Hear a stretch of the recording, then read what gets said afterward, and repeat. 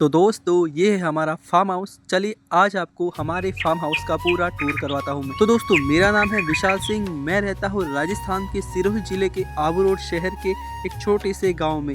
तो आज मैं आपको अपने फार्म का टूर करवाने जा रहा हूँ। तो इस वक्त सुबह के बज रहे हैं 9:30 और हमारे फार्म की लाइट आ चुकी है और हम मोटर को कर देते हैं ऑन, क्योंकि गेहूं में इस वक्त पानी चल रहा है। तो पानी यहां से अंडरग्राउंड पाइप में होते हुए खेत में जा रहा है। चलिए आपको मैं अपना पूरा फार्म का घर दिखाता हूँ। तो अब बारी है हमारा घर देखने की। तो चलिए मैं आपको दिखाता हूँ हमारा घर।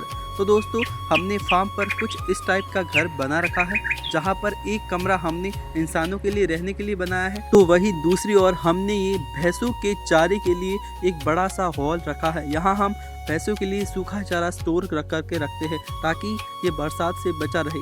और ये घर अभी हमने बंद करके रखा है क्योंकि हम इसमें सारा जो धान हमें मिलता है हमारी खेती से हम इसमें स्टोर करके रखते हैं। तो वही दूसरी ओर दीवार पर ये टंगा हुआ है लाइट का बोर्ड, जहाँ से लाइट ऑन ऑफ होती है। चलिए अब दिखाता हूँ घर के बाहर का व्यू और हमने क्या क्या लगा रखा है अपने फार्म पर, पेड़ पौधे और फसलें। तो सबसे पहले देखिए आप ये 2 बड़े पेड़, ये हमने पक्षियों के लिए लगाए हैं क्योंकि इन पर छोटे छोटे बहुत सारे फल आते हैं जिन्हें खाकर पक्षी बहुत ज़्यादा खुश रहते हैं और ये इन पेड़ों में ही रहते हैं।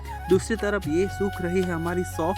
जी हाँ दोस्तों, हमने एक खेत पे सौंफ लगा रखी है, तो ये सूखी सौंफ है, ये सूखने के लिए छोड़ रखी है। जब ये पूरी तरह से सूख जाएगी तो इसे कूट कर सौंफ अलग कर लेंगे।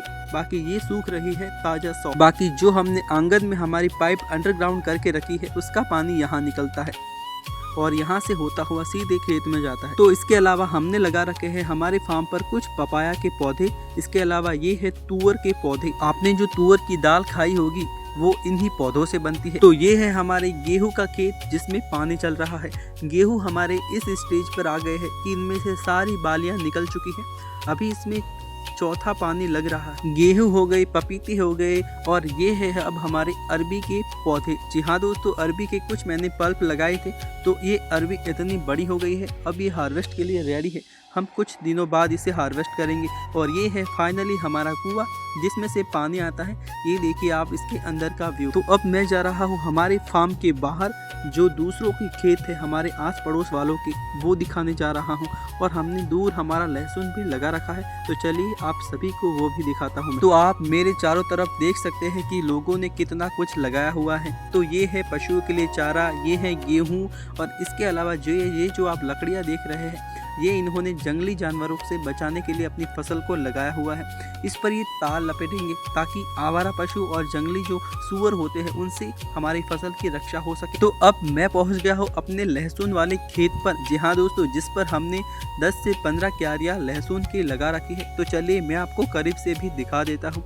तो ये है हमारा लहसुन जो कुछ इस तरह है। लहसुन भी जब गेहूं की कटाई होगी उसी समय निकलेगा, यानी होली के आसपास। तो ये कुछ इस तरह का है। ये हाइब्रिड लहसुन है जो हमने हमारे खेत में लगा रखा है। कुछ क्यारे हमने देसी लहसुन भी लगाई है। तो दोस्तों ये था हमारे फार्म का टूर। कैसा लगा आपको कमेंट में ज़रूर बताइएगा कि आपको पसंद आया या नहीं। इसके अलावा आप हमारे फार्म पर क्या देखना चाहोगे। तो मिलेंगे एक ऐसे ही नए व्लॉग के साथ एक दिन फिर।